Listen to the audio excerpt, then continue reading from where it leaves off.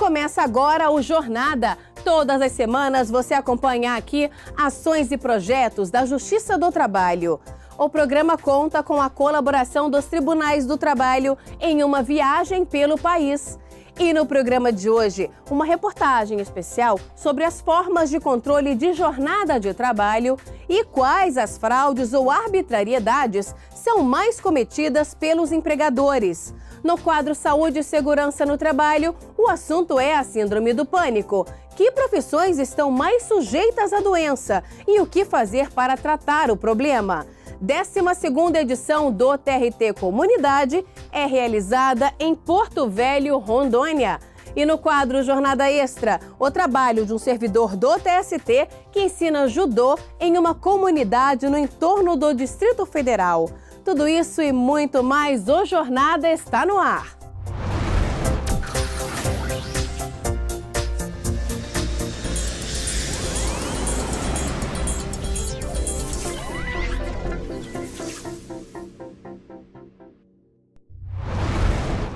Na reportagem especial de hoje, você vai ver como são feitos os controles de jornada de trabalho e quais as fraudes ou arbitrariedades são mais comuns. Está no artigo 7º da Constituição Federal. São direitos dos trabalhadores, além de outros que visem a melhoria de sua condição social, a duração do trabalho normal não superior a 8 horas diárias e 44 por semana. Facultada a compensação de horários e a redução da jornada mediante acordo ou convenção coletiva de trabalho. O controle das horas de trabalho dos empregados é feito pelo empregador. Para isso, as empresas podem optar por marcação mecânica por cartão de ponto, marcação manual, livro ou folha de ponto, ou até mesmo marcação eletrônica feita por computador. O importante é que o empregado não deixe de computar as horas em que ficou disponível para prestar serviço à empresa. Em 2011, o Ministério do Trabalho lançou uma portaria que apresentou uma série de mudanças no sistema de registro eletrônico de ponto.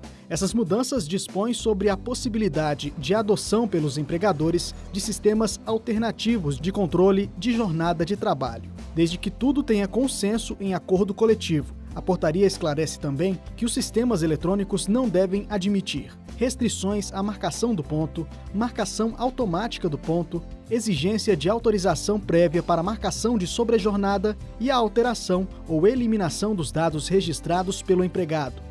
Conforme assegura o artigo 74 da Consolidação das Leis do Trabalho, o horário do trabalho dos empregados deve constar em um quadro claro e organizado, em local visível da empresa. Nos casos em que os empregados tenham períodos de trabalho diferentes, o quadro deve ter os horários de cada um discriminados. O ministro do TST, Hugo Scheuermann, ressalta que nas empresas com mais de 10 empregados, essa marcação de entrada e saída é obrigatória. A lei exige que o empregador que tenha mais de 10 empregados tenha um controle da jornada de trabalho, ou seja, que os horários de trabalho sejam registrados. Esse registro pode ser mecânico, com o cartão ponto, e pode ser também de forma eletrônica, com o registro de entrada e saída de forma eletrônica, e há diversas formas que a tecnologia hoje nos permite que faça. E também ainda o manual, que é aquele onde o empregado registra efetivamente a jornada em folha ponto.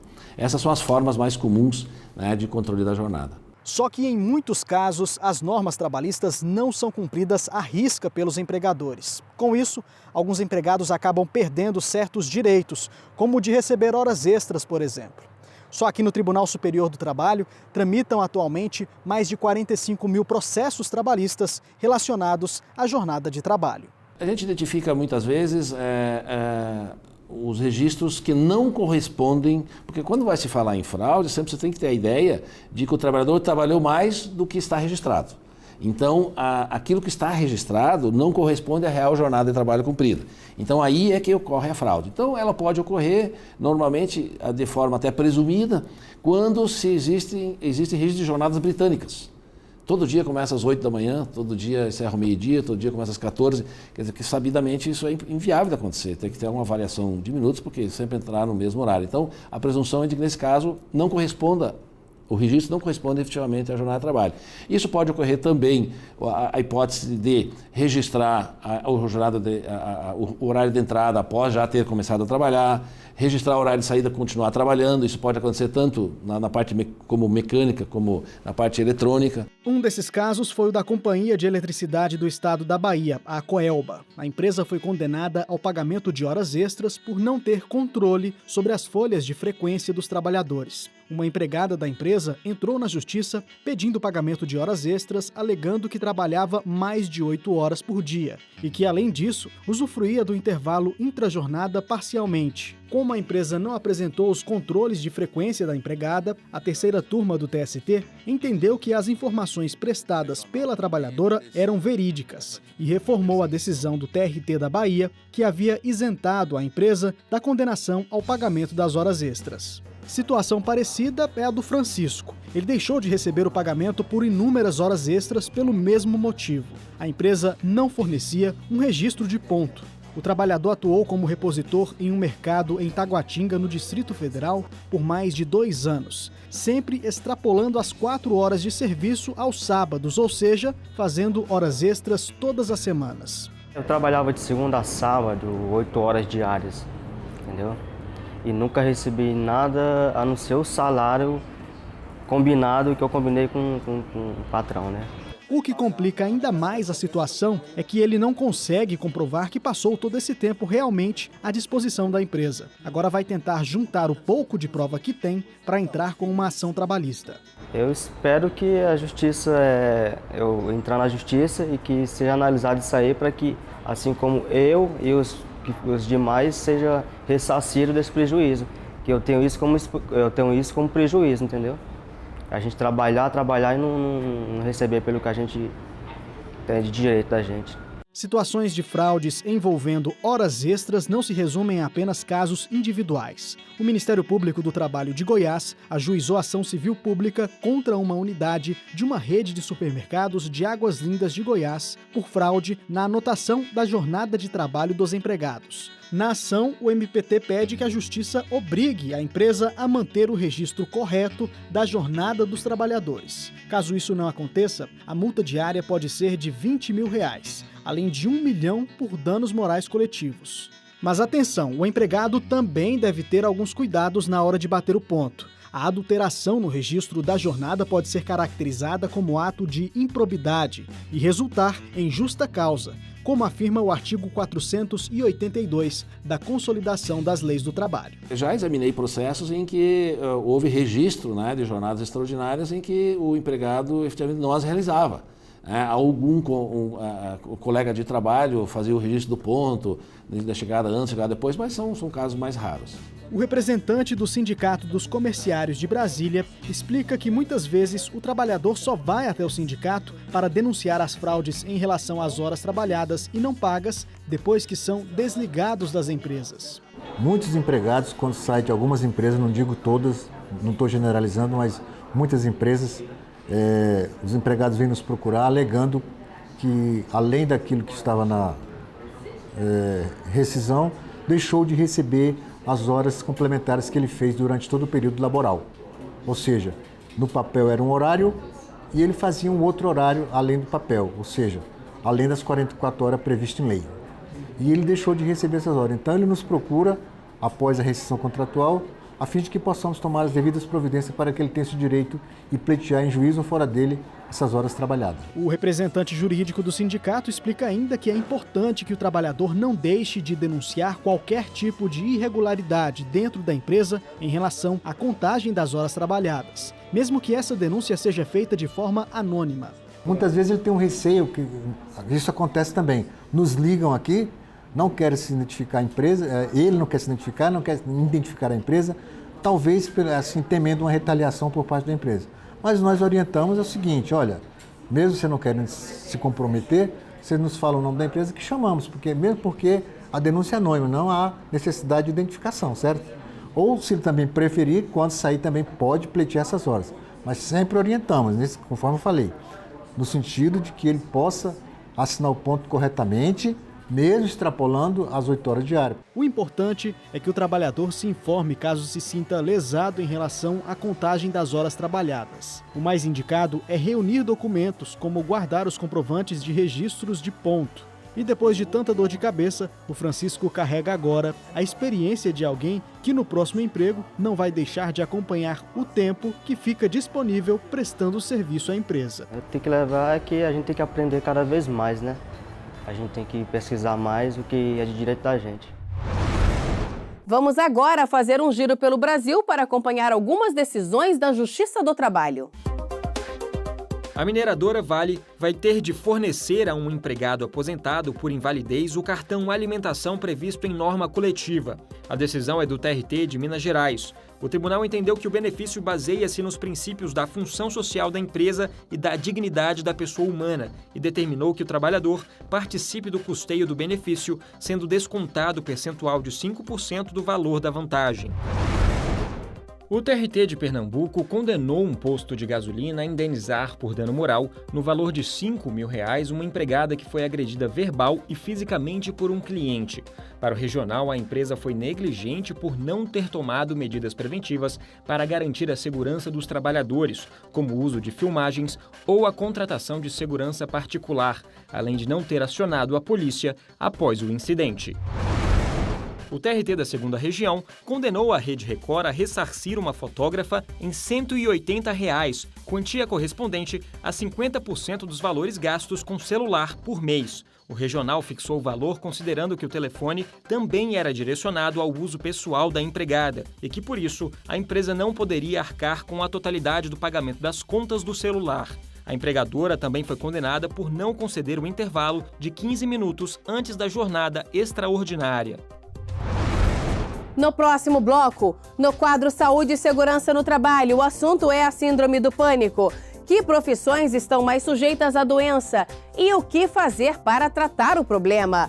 E ainda hoje, no quadro Jornada Extra, o trabalho de um servidor do TST que ensina judô em uma comunidade no entorno do Distrito Federal. Nós voltamos em instantes.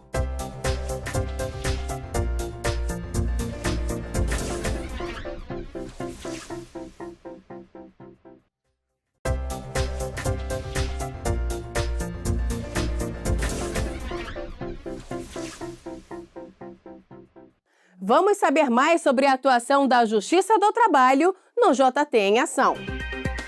O TRT da Bahia realizou cerimônia de entrega da Comenda Ministro Coqueijo Costa, da Ordem do Mérito Judiciário do Trabalho. Foram 59 homenageados, dentre eles o presidente do TST, ministro Ives Gandra Martins Filho, e o ministro do TST, Márcio Eurico Vitral Amaro.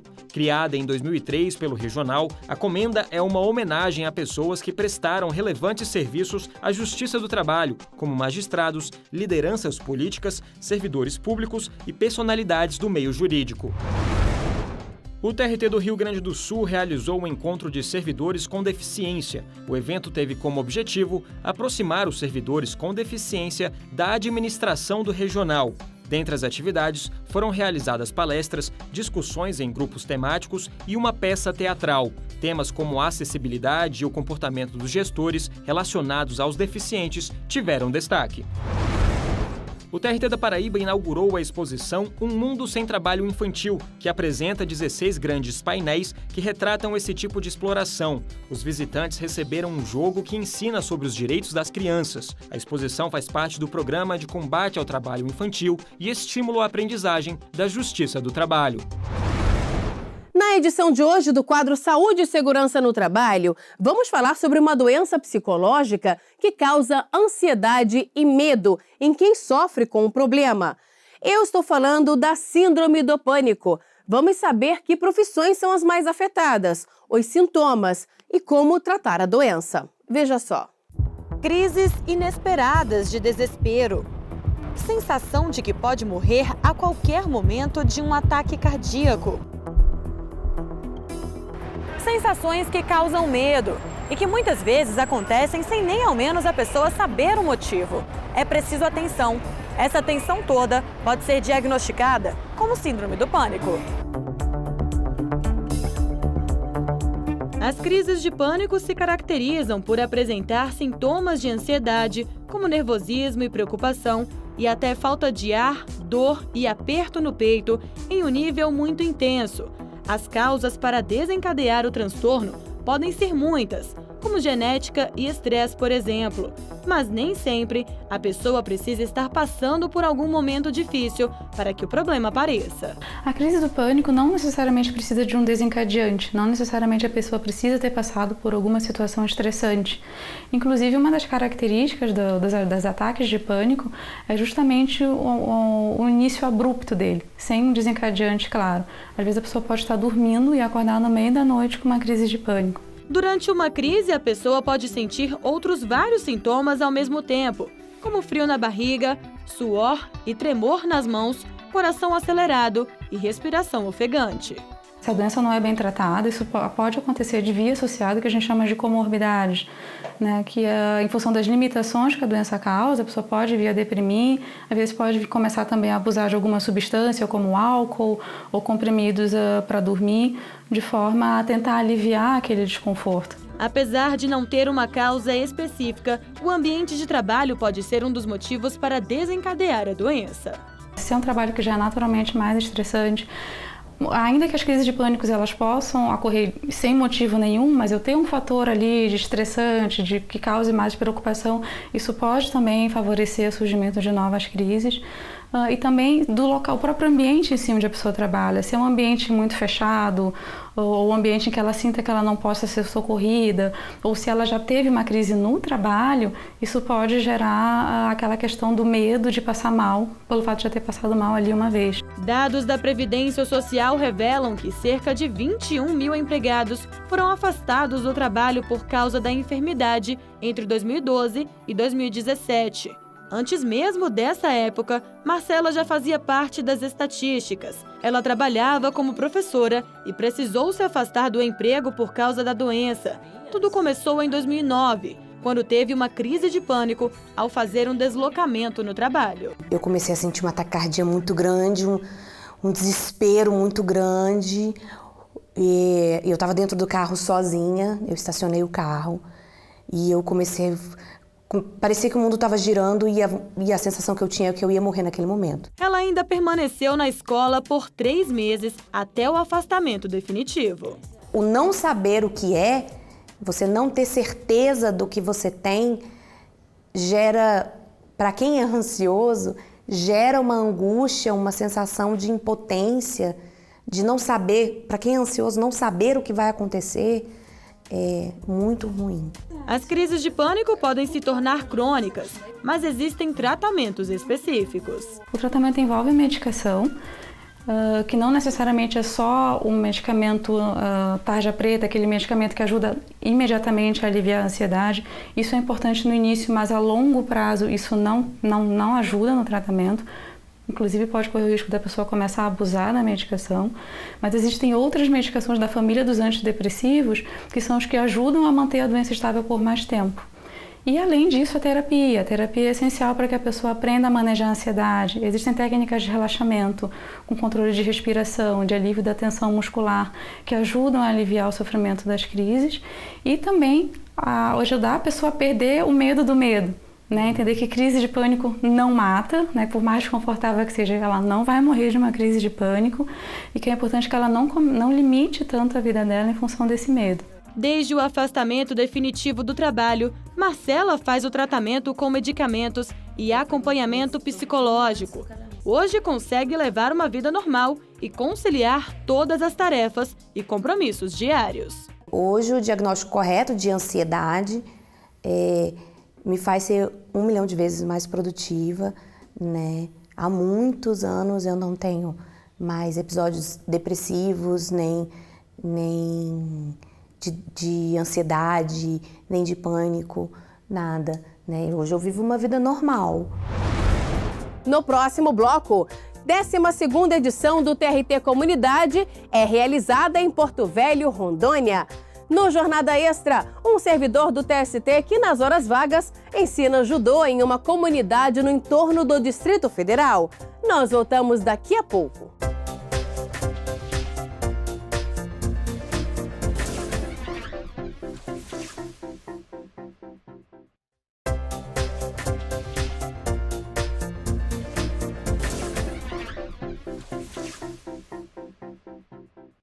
O Tribunal Regional do Trabalho da 14ª Região promoveu mais um TRT Comunidade.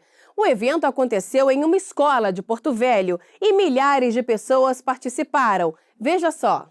A ação foi realizada na Escola Oswaldo Piana, zona norte de Porto Velho, com cerca de 2.000 atendimentos em diversas áreas. 12ª edição do TRT Comunidade é uma ação de responsabilidade social do Tribunal Regional do Trabalho da 14ª Região, juntamente com mais de 25 parceiros, instituições públicas e privadas, que têm o objetivo de levar cidadania, concretizar a cidadania à população. Logo cedo, se forma um aglomerado de pessoas que procuram pelos serviços. Para agilizar os atendimentos, uma triagem mesmo antes da abertura do portão. É grande a procura para tirar os documentos pessoais: carteira de trabalho, segunda via do CPF, título de eleitor, passe livre para idosos e carteira de identidade.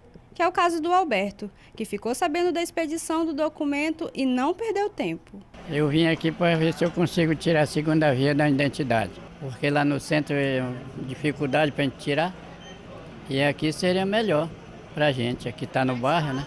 Mais fácil, aqui no bairro mesmo, e serve para mim e para os outros também, para toda a comunidade. A ação proporcionou às pessoas fazerem um check-up na saúde, com aferição de pressão arterial, conferir glicemia e vacinas. Fazer aqui o teste, né? Teste rápido de tudo.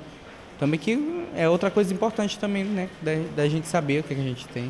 Também foram feitas orientações na área jurídica, sobre o direito do consumidor, direito trabalhista e direito previdenciário. As crianças foram orientadas sobre higiene bucal no escovódromo instalado no local.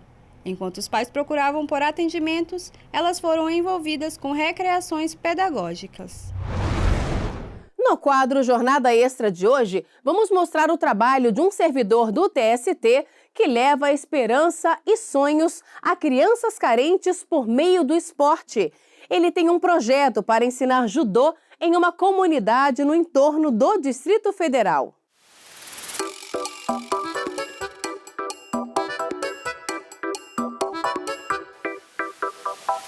Sábado para estas crianças não é dia de dormir até mais tarde, não. É dia de aprender e treinar judô no projeto Judoquinha em Valparaíso, cidade goiana distante cerca de 40 quilômetros de Brasília. O projeto existe há 4 anos e meio e funciona em uma creche da região com a ajuda da comunidade, por meio de doações. Aqui, elas são estimuladas a pensar em um futuro e a lutarem por ele. Neste espaço é criado um dojo improvisado, com um tatame apertado, onde até o espaço para treinar é calculado, mas que representa uma oportunidade de mudar a vida dessas crianças. Todas essas crianças e adolescentes são inspirados por Levi. O sensei, que é a palavra para professor em japonês, também trabalha na Coordenadoria de Segurança e Transportes do Tribunal Superior do Trabalho e sentiu o que essas crianças sentem na pele. Tem uma história parecida com a delas. Nascido no Pará, vivia em condições de risco. Sem professores nem academias onde treinar, mudou a própria história com a ajuda de um livro sobre artes marciais. Conseguiu estudar e mudar de vida. Ele já foi campeão brasileiro em outra modalidade, o jiu-jitsu. Quando eu era criança e adolescente, eu estava numa situação de risco social. E, de certa forma, as artes marciais, mesmo eu não tendo uma academia para treinar, um professor me orientando, aquele livro sobre artes marciais me direcionou para algo, né? Para um norte. Né? Não deixou que eu isso fosse para o lado ruim. E aí eu vejo o que o esporte fez para mim, né? A questão de crescimento, desenvolvimento pessoal, de ter um sonho, de buscar por esse sonho, estudar, correr atrás de alguma coisa. E eu vejo a oportunidade que o esporte tem para a vida deles, né? Então procuro repassar, trabalhar com eles os valores do judô, da arte marcial, para que eles primeiro tenham um sonho e segundo corram atrás desse sonho, né? Principalmente através da escola, dos estudos mesmo, da educação. Para as crianças, o esporte foi uma ótima descoberta. Eu faço judô há 4 anos. O judô eu acho um esporte muito legal. Me apaixonei pelo judô desde 2012 e eu acho muito legal, eu me sinto aliviada, eu gosto muito dos meus colegas. A gente conheceu o judô nesse retiro E aí eu fui me adaptando, gostando e tendo conhecimento. Foi aí que eu me apeguei ao judô. Por meio do esporte, os jovens começam a ter mudanças de comportamento, aprendem a respeitar as diferenças e apresentam melhor rendimento escolar. Então eu vejo o antes e o depois, o hoje, né? O antes, quando eu cheguei aqui, havia muito bullying, né, entre eles, né, apelidos, e havia muita violência também, até mesmo pelo espaço onde eles vivem. Às vezes eles resolviam uma trombada no colega com uma cotovelada, né? E hoje nós não temos mais isso. Eles se respeitam, não existe mais bullying aqui no nosso projeto social, não existe bullying, todos se tratam pelo nome.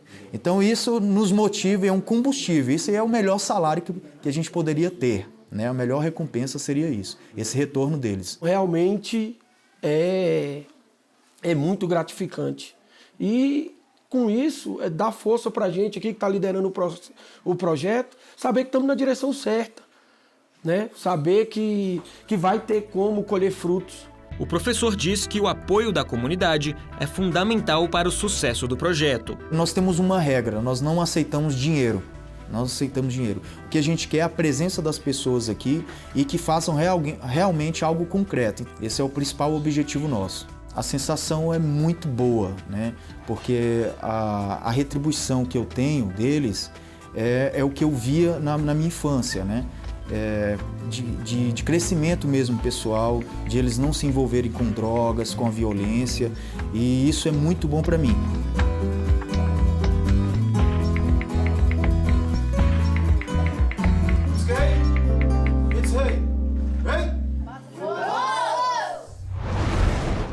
O Jornada termina aqui. No próximo programa voltamos a nos encontrar. Muito obrigada pela companhia e até lá!